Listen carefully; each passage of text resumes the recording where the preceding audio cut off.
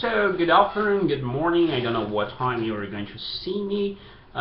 Today, as you know, I'm going to talk about my chapter on Brazil's views of India as a diplomatic partner in the multilateral system of trade.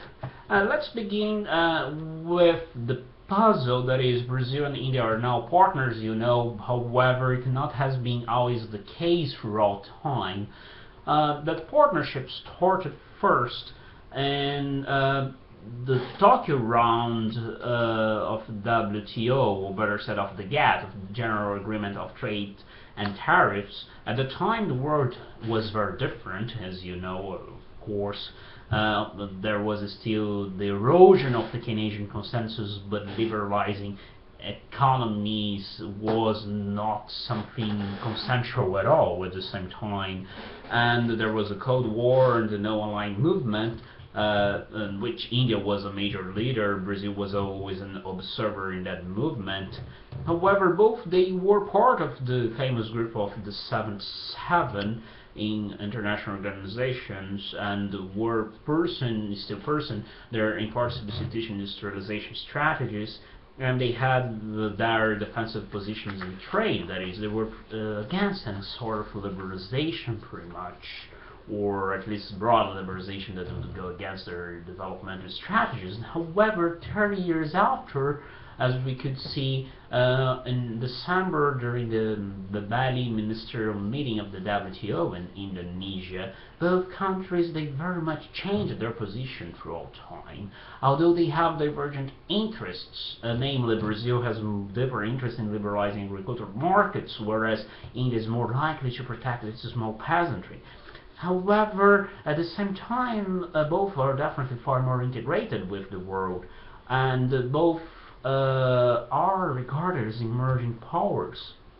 So why such alliance persist, although both they have very different interests, and even if we consider that both are emerging powers, both have different, each has a different brand, a different status in the international society. India is regarded as much stronger and much more globally important than Brazil in the global game of power. So, conventional interests, conventional explanations would first and foremost look at interests, okay? However, WTO, well, they are quite divergent, as I said. Brazil has more liberalizing interests, whereas India has always been more cautious about liberalization. And in terms of power, as I said, Brazil is not very much in the same level as India, that even now has a strategic partnership with the United States, is a nuclear state.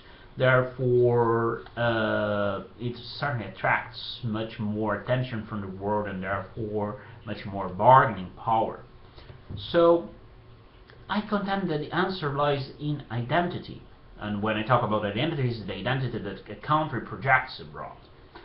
Brazil has a state identity as emerging power that, even being regarded as an emerging power that is not as strong as India, it makes to see India as its eastern brother, regardless of what other states, diplomats think of that. And to carry you throughout my presentation, I first show the literature review, comment the literature about this issue, and how trade ties really brought them together. However, they don't really explain the maintenance of those of that alliance.